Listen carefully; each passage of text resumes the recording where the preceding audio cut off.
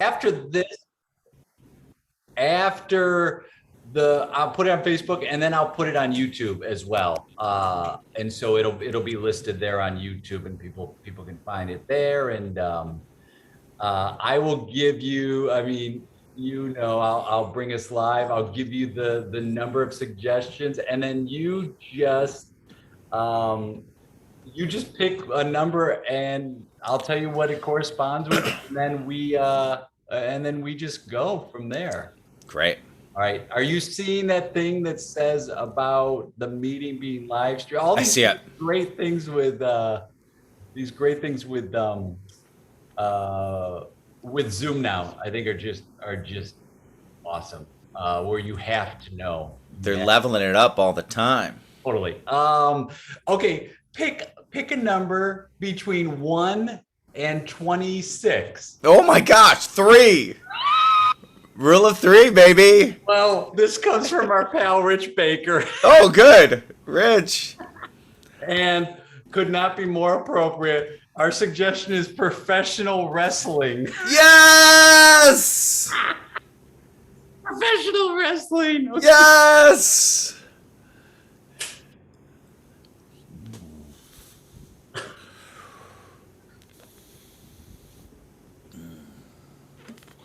Yeah, brother. Feeling good. Yeah. Got a good workout in this morning. Yeah, you look good. Thanks, brother. You know, I do old school. I crack a dozen eggs in a blender. I don't blend them. I just drink it straight up. Top 3 proteins. Go. What are your top 3? You don't even have to like them. But what do you say the top 3 proteins for you? That if you had to rank them. Raw eggs. Yeah, number 1, without a doubt. Stallone, Rocky. Yeah. That's my, just raw eggs. Steak, raw steak. I mean, 2 for 2. Raw steak, raw eggs, raw steak. Both of them. And both were in Rocky. Used raw steak and then the eggs. I mean, raw steak you could eat. You could put it on a bruise. You can put it on a bruise. You could do it. I mean, it has several purposes. It's a nutritional and medicinal. Nutritional and medicinal. Exactly. Yep. All right. Nutritional, medicinal. And then raw chicken breast. Raw chicken breast. Yeah. Don't cook it. It's worth the salmonella. It's worth it. Well, it's a risk. And if you ain't willing to take a risk, that's right. You ain't willing to live, brother. You don't belong in this business. You don't belong. I want you to get out the door, get in an Uber or Lyft. I prefer Lyft. I think they're more ethical than Uber. And then you tell the driver where you want to go. Well, if you're getting Lyft, you're gonna be able to put in where to go. But you get in that Lyft and then you go home and you think about your life choices. Yep. And if you want to, because I agree with you, Lyft is better than Uber. If you want to, you could discuss your life choices with the driver, because Lyft drivers are pretty freaking cool across the board. They're really, really cool. They're the modern bartender. You don't have to go to a bar anymore. You go in the Lyft, which is pretty appropriate because I got to tell you, Lyft has 2 purposes. One is the transportation giant. The other is when we're in the gym. That also applies to the Lyft part of it. But you got to live. The best conversation I ever had was with a guy named Steve. He was my Lyft when I was going to the Phoenix Convention Center, and I got in his car, and we had a conversation that changed my life. Yeah, brother. But hey. Yeah.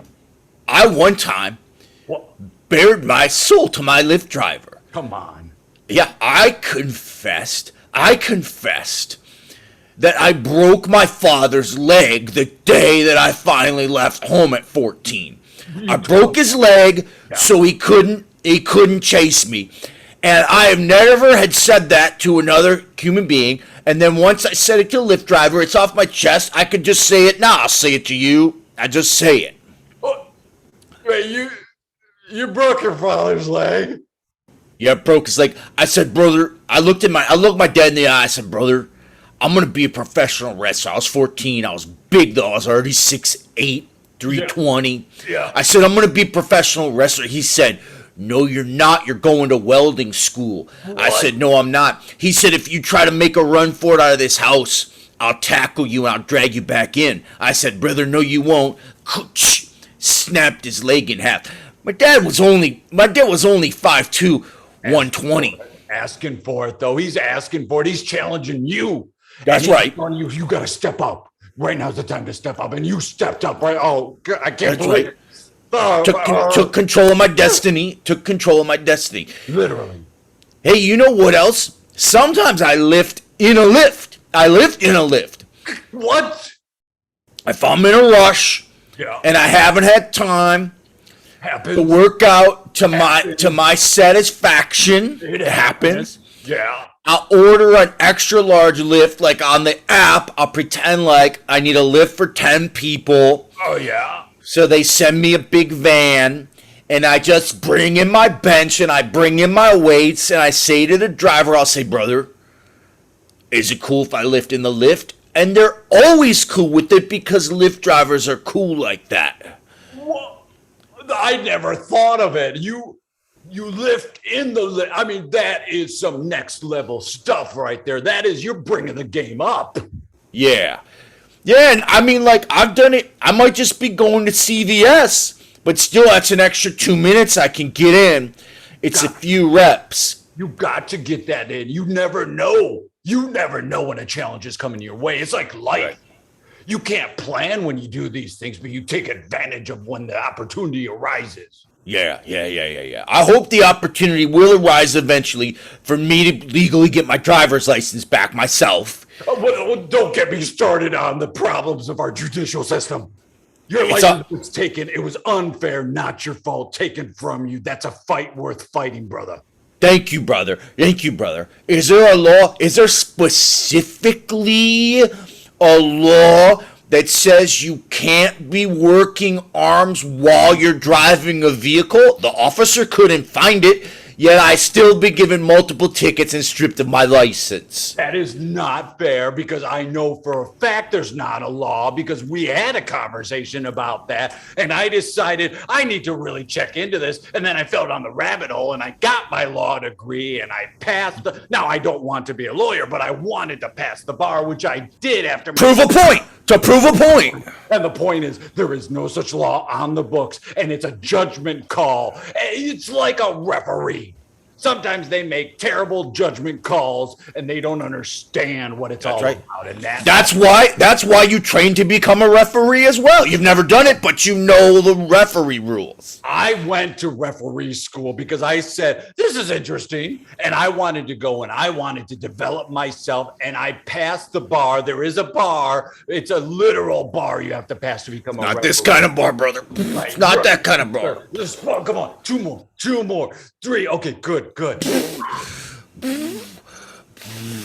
I had to do it to prove a point. And you know who I had to prove the point to? Myself. Yeah, that's right, I brother. had to prove a point to myself because sometimes my biggest critic is me. Yeah, I said that to my Lyft driver yesterday. I said, Justine, I feel like sometimes I get in my own way, you know? Yes. That I lose my confidence, that I'm my toughest critic. And she, you know what she said? She stopped the car in the middle of traffic. She slammed on the brakes, which was dangerous, but I appreciated it because she cared so much about me. True. And she turned the rear view mirror towards me and she said, look in that mirror. Look in that mirror. And I was looking in the mirror and I saw a bus was coming straight at us from behind. I don't think it realized that we had stopped. I mean, and buses have a route. They have to get to a place. That's true, right? That's true. And I said, the bus is going to hit us. We're about to die. She said, I don't care. Before we go, I want you to tell yourself, I forgive you. Look at yourself and say, I forgive you for everything you've ever done. No. Yeah, No. I did it. I forgave myself, brother. And my Lyft driver took me to that place spiritually. Then she turned on the ignition, hit the gas, and we did not die, man. That bus just barely missed us. That might be the best inspirational story I've ever heard is what you just told me right now. You took advantage of that situation. You were open for that message, and you made a change in your life at that moment right there. That's right, brother. That's right, brother. That's right, brother. And I've never felt the same since. I never felt the same since. I never felt the same since. I mean, that is a workout. That is an emotional workout that's harder than any weight you're going to have to push up there. It's going to be heavier than anything. You have to unburden your soul, and sometimes we just don't know how to do that, and we have to be ready for that messenger to come in, and then poof, they're gone. Right. You might never see them again, but they have such an impact on your life. It's like you won the championship belt of your own self. That's right, brother. That's like main eventing the WrestleMania of your soul, You're right? wrestling yourself, and you're winning. That reminds me, brother. How come we've never formed a tag team? We're overdue, me and you. Well, let's win some tag team championships together. It's ironic you bring that up right now because that's actually what I wanted to talk to you about here in the locker room. I want to know, brother, if you want to accept me as a partner in a tag team event coming up in just over 3 months right now in the Pontiac Silverdome, which they are resurrecting. Just for us. For us. If you are going to do it, if you don't want to do it, that's fine. But if you are wanting to do it, I'd be proud to be your partner. Well, let me tell you something, brother. Before this conversation, I don't know what I would have said. I'd have been a hard maybe. But after this conversation and realizing, thank you, and realizing how we are vibing together, how we're on the same spiritual plane, yes, I say I'm a hard yes, brother. I'm all in. I'm all in. The only thing we need, thank you.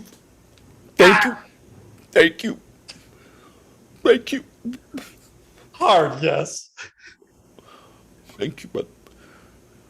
See?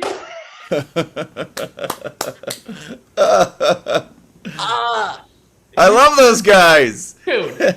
And you're so fun to play with and you watch. Too. And cheers, you too, buddy. You too. You come from that Detroit group, and there's a group of Detroit folks that are so fun to watch, so fun to play with, and such a tight community that is welcoming, which is not easy. It's not easy to have a group of people that are very tight and have this situation that also you allow people to come in. Like that is not, that's not a common thing. You've gone cheers. Thank you. You're like, oh, they're doing their own thing. That's cool. But with you folks that have come from Detroit and I just think it's so wonderful that you're always like, there's room for everyone. Oh, cheers. Thank you for that. Thank you. It's so much fun to play with you, Jake. You're so warm and embracing and ending of everything. So it feels so great and comfortable to improvise with you. And so cheers. And thanks for the kind words. I've been very lucky to start with that. There used to be a second city in Detroit, and to start with this Detroit group of folks, and many of us live out here where I am in Los Angeles right now and where we are, and to still be close with them as artists and people. There's just wonderful, wonderful people. So I've been very, very lucky to have these folks as friends and collaborators. Very lucky. I mean, people don't, it's somewhat, the Detroit chapter of Second City, in some ways is somewhat forgotten. Oh, yeah. If you look at the stuff you all did and the people that came out of that and what they've gone on to do, and some, are in Los Angeles and doing it, but some are still doing improv in different parts of the country and leading the crusade in different areas. But if you look at some of the folks that came from that place, I mean, it is just amazing. You are seeing just the landscape of entertainment is littered with folks that have their start or a connection to Second City Detroit.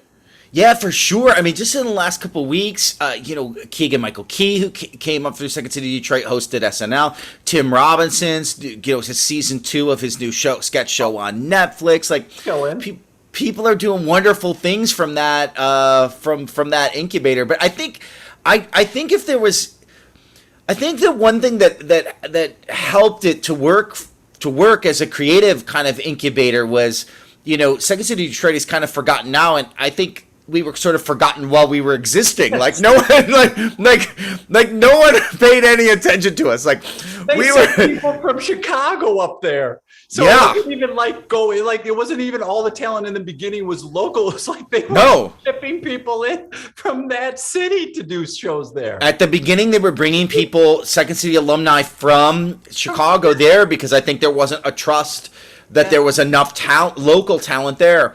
But many of us were so lucky, how random was this that a Second City happened to open for, however long it was there, 10, 11 years in Detroit. And certainly I was able to get my start there, and a lot of other people were too. But, there was something about it, especially looking back. I later went on to work at Second City Chicago, where you worked, of course, for so long and did so many great things, Shay. But like in Chicago, when you're working on the stages there, there's a certain pressure or expectation because it's like that stage is scouted. That casting directors are coming. That at least once a year Saturday Night Live is coming and casting folks. There's a pressure along with that, and a lot of that can be the pros and cons to that pressure, right? There's a good because it gets the best out of everybody. It also causes us all nervous breakdowns. But in Detroit, no one was coming.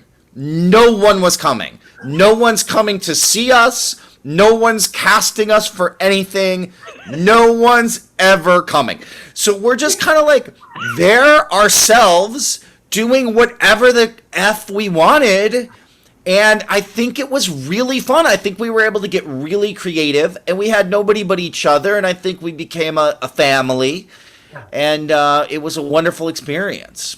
I mean, that when I got my start there, my first class was there was a Second City in the suburbs of Chicago. Right. And it was the same thing of like, nobody really, because it wasn't that far away, but because it was in the suburbs, like people from Second City didn't make the trek a lot. No, definitely no scouts came to see anything. So it was kind of an island on its own. And I think it produced more things that were unexpected because you're right. You get to that spot where you become the thing you were satirizing. You become the beast. You are now the mainstream, and you had for years been made fun. You were making fun of the mainstream, and you were doing things that people were allowing you to do, or you didn't think you had to ask. And then you get to a point where it's like, no, it has to fit within this frame. But you get it outside of that, and you still have that connection. You can start doing some really fun stuff, and you've made the transition also from performer to director. And using sketch. And I remember I took a workshop from you years ago. I remember when we did it. Yeah. And it was so like to be in that space working with you and having the opportunity to go, let's look at how and really focusing on ways to get sketch from nothing, way to get it just from improv, which is the way one of the main ways you learn at Second City is you improvise and re-improvise. So you were able in that short amount of time to have this connection. I remember there was a guy, Andreas from Sweden, who was in that workshop as well. And I'm still friends with him. And it, you affected people worldwide, and they take it back and spread it. And now you've got your sketch school, which is doing a lot of stuff online, but you've made the transition from, I'm working for this company to now I'm betting on myself, and you're bringing in your folks where you're like, these people are really good at what they do. Come take a class with them. Was it a hard decision to start that, dude, during a pandemic? You started it during a global pandemic.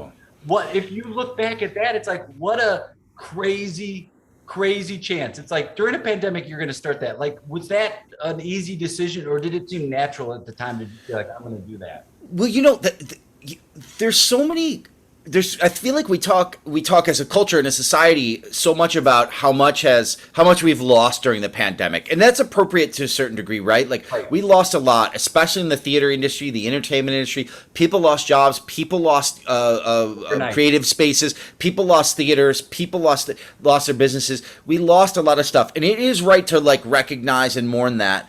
There is a flip side of it too, which is a lot of people started creating in new ways during this time as well. You have done this. Look at with what we're doing right here, right now, right? Like you did this too, Jay. Like you started a new creative outlet, a new sort of branding, a new way to put yourself out there artistically in the world. You have an audience of people all over the globe watching what you do. And it's like we might not have ever done these things if things didn't unfold the way they have. So I had been thinking about doing the sketch school for a long time. I had always thought it would be a brick and mortar institution, and I had sort of like looked at spaces that had been in my mind. And then when the pandemic hit, I thought, let me just try this online and see how it feels to me and see if there's an audience for it. Would people want this? And both things ended up being a big thumbs up. Thankfully, people wanted it. People have come and been interested in our events and workshops. And then, thankfully, it's been really fun for me. I love doing it, right? Like, I love doing it. So far, like, it's working, and I'm sure you've probably had a really similar experience with what you've been doing, right? 100%. And I think, first off, it's called the Sketch School. For those who are watching, it's not like the Sketch School. It's like, no, that's the name of the school. It's the Sketch School. The sketch, yes. And you're right. Like, this opportunity, what we're doing right now, has been available to us for a long time. Let's get online. And we didn't get into this to do it virtually. We weren't like, oh, I like what we do live. If we could isolate that and be in a room apart from the person, it'd be better. Like nobody thought that, right? But we said, when it hit, I think all of us went, well, everything, for me personally, 48 hours after that Thursday before the shutdown, all of my jobs canceled for the year. And that was in March. So it was like, what am I going to do? I can sit back and wait this thing out, or let me see. And like you said, let's see. Let's see. And it took me back to my early days of doing like sketch and improv shows of like, I don't know, let's do it, and less about like, well, what's somebody going to say, or this, how am I going to get a space? All those barriers kind of dissolved. And the fact that it hadn't happened before and you're kind of laying out what it could be was really enticing to me. And I'll never forget, because I think you do, if you're in it long enough, you start thinking about brick and mortar spaces. You're like, maybe I should run, or I think I could do it better. And I'll never forget talking to Levin O'Connor.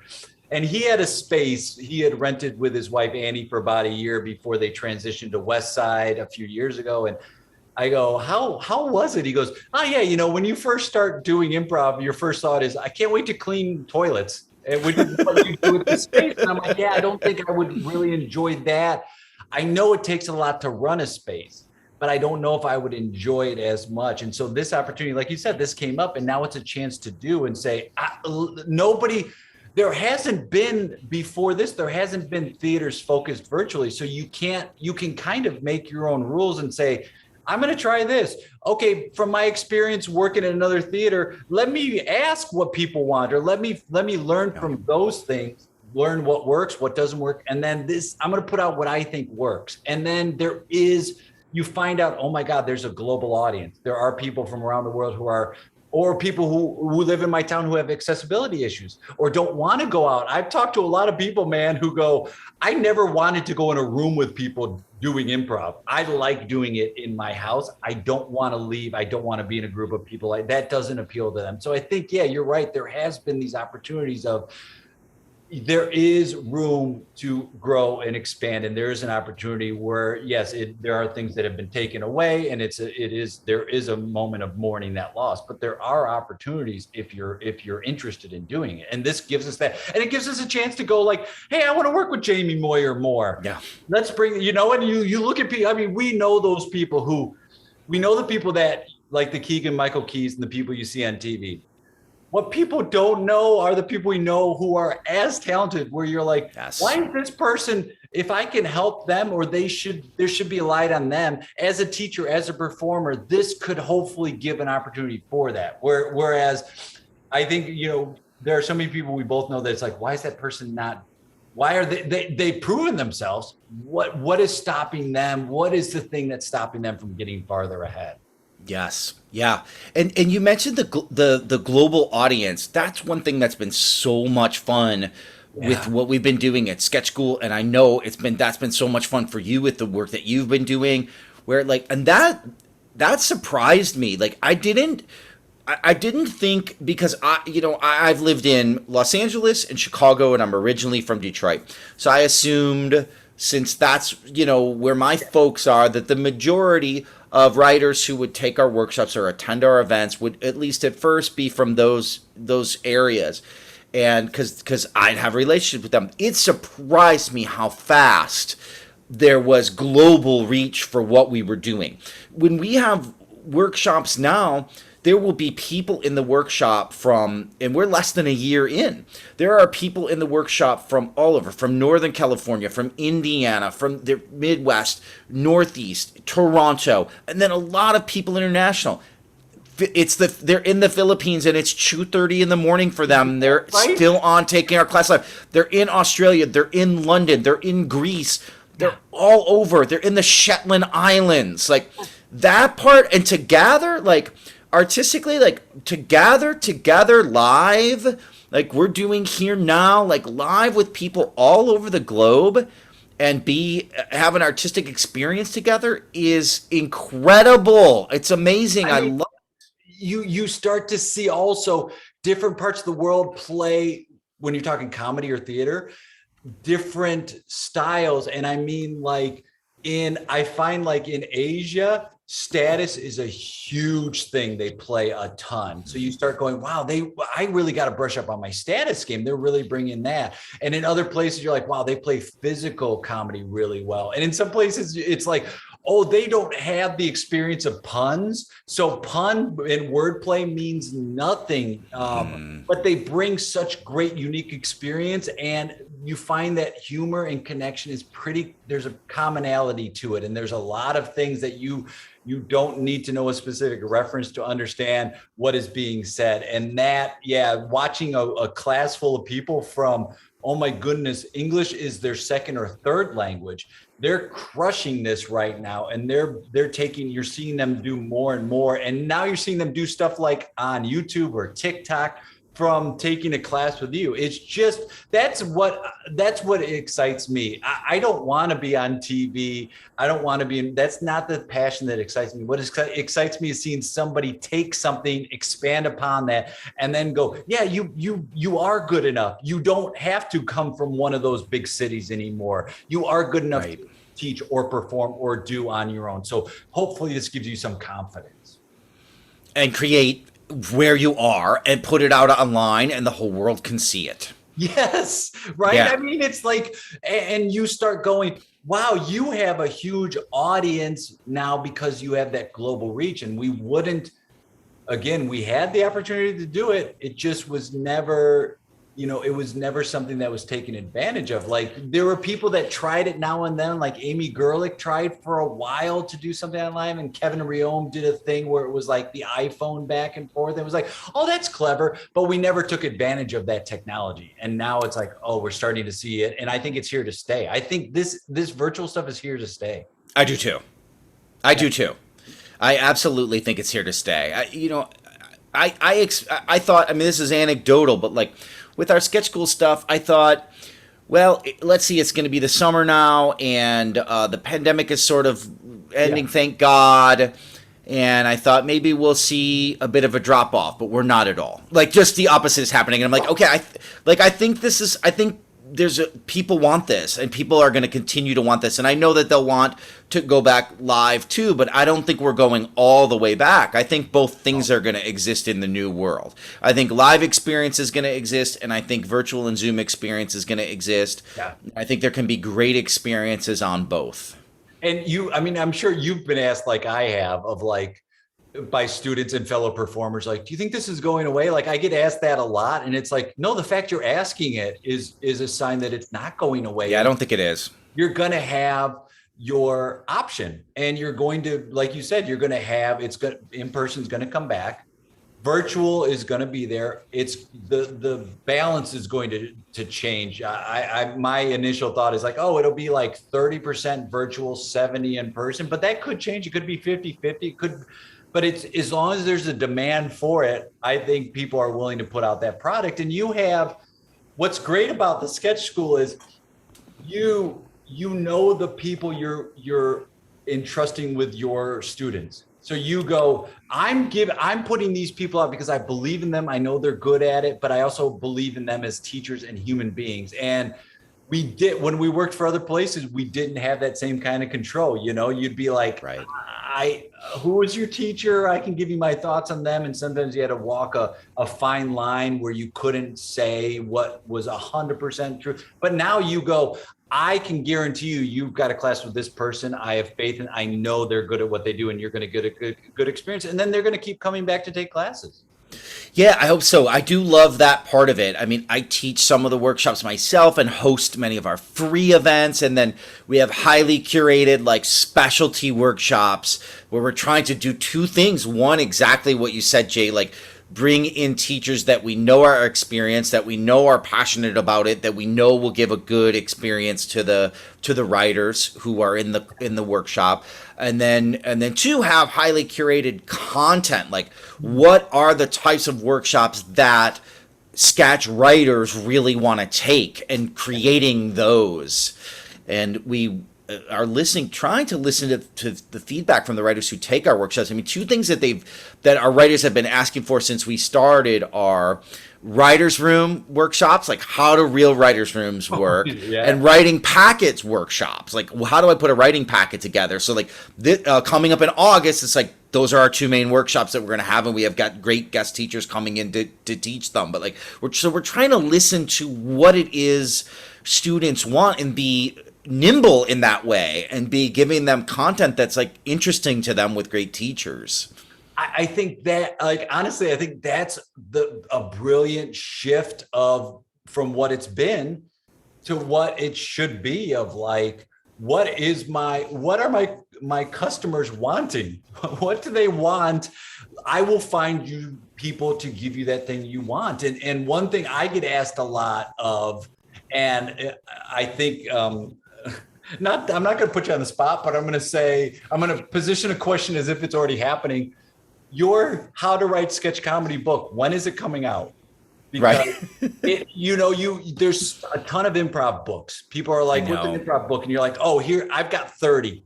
Any of these you can learn. Like, even if it's not an overall great book, there are sections you can take from it. Some of the stuff might not hold up, but you can always grab some. We don't have, the closest thing I found is a lot of these like late night stand-up sketch. Yep. But when is that?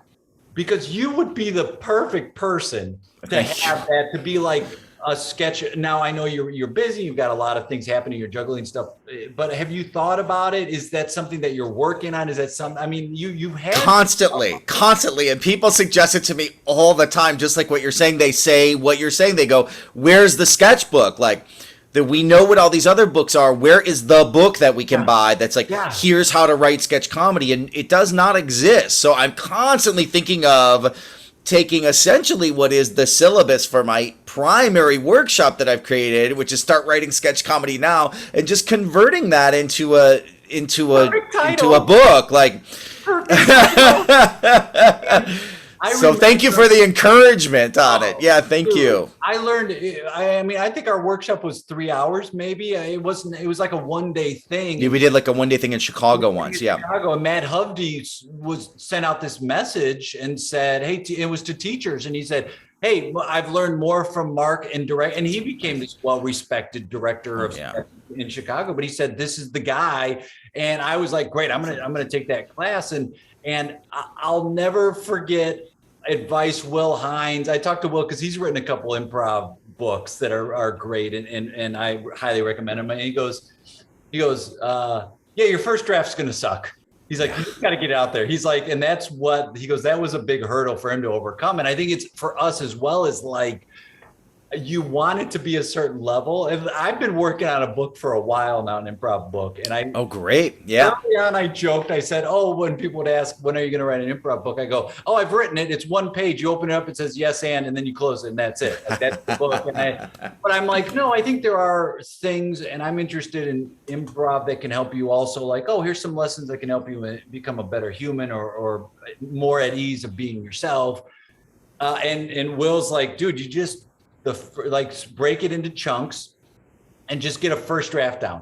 And then it sucks, but you just get it out there and then you work on refining it. So I've taken that advice for him, and it's like, I'm just putting stuff on paper now, and then I'm going to go back and edit it. But I think it is that one, it's lacking. We don't have that book of like, here's how to write sketch comedy. And you send people to workshops and stuff, but I constantly am asked like, where can I find that book? And it's like, so I'm glad you've said right here today committed. So you've committed to this. We are all very excited, but no, at some point, I mean, I'm sure you've heard it from people before as well, of like, oh, you should write a book. And there's a difference when people are like, you should write a book offhandedly. And they're like, no, man, I'm telling you, I'd love to have your information at arm's length so I can use it to. Yeah, it's flattering to hear. Thank you. Thank you for saying that, Jay. And I'm excited to read your book when it comes out too. I just told you it. That's it. It's just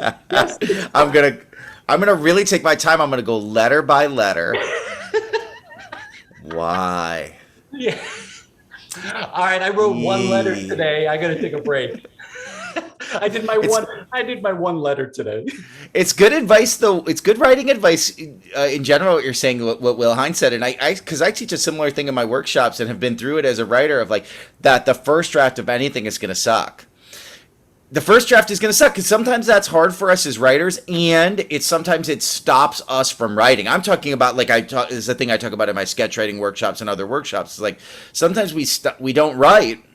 Or we get discouraged when we write a bad first draft because we think that means that I'm not a good writer. I suck as a writer. I suck. Writer, I've written this sucks, therefore I suck. Yeah. You're right. I remember early when I was first writing sketches, one of the first sketches I wrote, and I handed it to like this director guy who was directing our group, and he was like, I think we should change the out. Like literally just the last line of the sketch. He's like, I think this is great. I don't think the out works. We should cut that. The line before would be the out. And I was like devastated by that. I was like, yes. Oh no, I'm not good at this. Because he said to change the last line.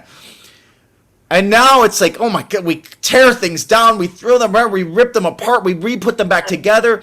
But at the beginning, you're like, I'm not good at this. I must not be good. I'm never going to write. Or also with that, you write one that's good, and then you're like, I'm never going to write another good one again. My one. That's my one thing. Okay, yeah, that's it. I've got nothing else inside of me. And you just torment yourself. And somebody once said, I forget who said it. Somebody once goes, as artists, we always want to be Picasso. And then they go, but sometimes you just got to paint that fucking barn. And I laugh so hard. I'm like, sometimes you just got to write stuff. You got to write bad stuff. You got to just do it, get it done. As a teacher, I got to listen to my own advice. And I got to be like, what's the shit? What am I telling people to do in this similar situation? I got to do that same shit rather than I just say it and then, well, I'm different and unique. So sometimes it's like, you just got to sit down and like power through it. Sometimes you go, I'm in a rut. Sometimes you go, oh, I can't keep this. I can't keep these words precious. I can't. Right. Not precious. Don't be precious with it. Just give it. And sometimes realize when you're asking someone for feedback, what you want from them is them to say it's great. You don't want feedback. So don't ask for feedback when it's like, no, what you really want is someone to go, it's good. Right. I mean, right. Well, one thing when we do writers' rooms, little mini writers' rooms in our workshops. And one thing that I'm always stressing is like, we do have to tell each other what we like about the pieces. Yes. And I think sometimes people skip that, or we think like that's a waste of time, or like, oh, I'm only getting good notes if they're like tearing it apart. It's like, no, that's not really true. Like we need to know as writers what worked about the thing that we wrote so that when we go to a next draft, we're keeping and expanding on that stuff. That we're not cutting those things. Well, like, we need to know what they liked. And that's another part of it too. And you've worked with improvisers where it's like, no, when we're re-improvising, don't do a complete change. You're building on what worked. What is the thing that worked? Keep that and like you said, keep and expand. Don't like completely throw away. And as writers and artists, I think sometimes too, we go, Mark, that's bullshit. Like, you give me a good note. I was like, give me the helpful notes. It's like, no. Keep in mind that thing, because when you start crafting it and working on it, you'll forget the fun moments of it because you're working at it and you're too into it that you're just like, you get to a point. I mean, you've done those shows. Every show about a week out, you're like, none of this is funny. It's all terrible. It's all terrible. None of it. Nobody's going to, because you forget the stuff that worked and you forget you're crafting it. You're honing it right now. This is part of this process. And the process is something you got to learn to go through. And we forget that, we lose sight of it. So I do think positive feedback is very crucial to this, and people take that as meaning you don't mean it, or it's bullshit, and it's bullshit. They're just being nice to me. I'm not getting the real notes. You've had that, right? You've had students come to class. You're like, all right, Mark, you really tear into me. Tell me what I need to work on. Like, you let me know. It's like, no, I can tell you the stuff I like. That's a constructive feedback as right. That helps. And we forget that. And that's why we got into this, is to have that feedback and that positivity. And then we pick those moments and say, okay, change the out or switch it around, or see what happens if you change the energy or something like that. Or sometimes you go, no, it just doesn't work. We've tried it. We put it up. I don't know what it is. We don't have to, we're about to open the show. We don't have time to keep working on it. So let's table it. It's not a reflection of you as a failure. It's just more like this sketch and that's another conversation. This sketch in this show doesn't work. It's a great sketch. It doesn't work in the show. So how not to take that as you're a failure. It's not your failure. It's just this data you're presenting me isn't working out. It's not you personally, but we're artists and we're emotional and we put it out. Right. So, right. All that. It's fun, right? It's fun. And it's fun and a nightmare at the same time.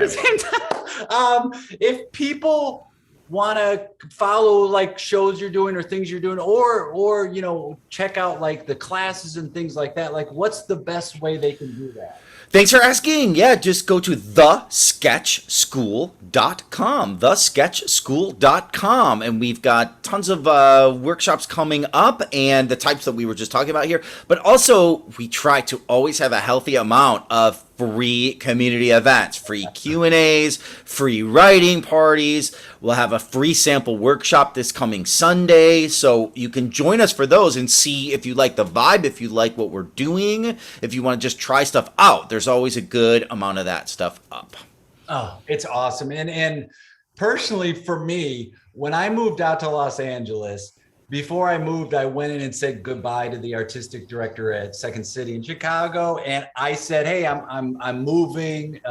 We're having at that time we were having another baby and we needed a space to move. And my ex was like, let you tell your students follow the fear. Let's move to California. I was like, you're like, oh no, I meant that for them, not for me. Right. I'm like, I'm comfortable. And it's like, oh, right. I should move. And I remember the person there said to me, oh, well, they have a lot of teachers at Second City. Like, I didn't even ask to go teach there. They just said that. And I was like, oh, that's interesting. Okay, well, I don't even know if I want to teach. I want to maybe do my own thing. And then I remember I got here and I reached out to you, and it was a couple months after I arrived. And I was like, hey, I just want to send this to you. And I know there's a ton of teachers. And we met and you go, I know we have a lot of teachers, but we don't have them with your pedigree. And it meant a lot to me to know that this was part of my family. And you and I had met before, but you said, no, we'll find a place for you here. We'll find a spot for you. So that had always had a big impact on me, and your class had a big impact on me as well. So I'm very proud to call you a friend, and whether it's in person or live, I can't wait to play with you again. That's so kind. I'm so flattered by all that, Jay. And I know that all the students who have had a chance to work with you, both at Second City and the other places you've taught, and now in this online, what you're doing, love so much their experiences with you. So cheers to you. Thank you. And you too, man. Like it's when you were working with us and you came to Westside, it was like, oh, it was so great. So I value you so much, and I can't wait to talk to you again, brother. Have a great day, my friend. Cheers. Thanks, Okay. fam. Bye, Take buddy. care.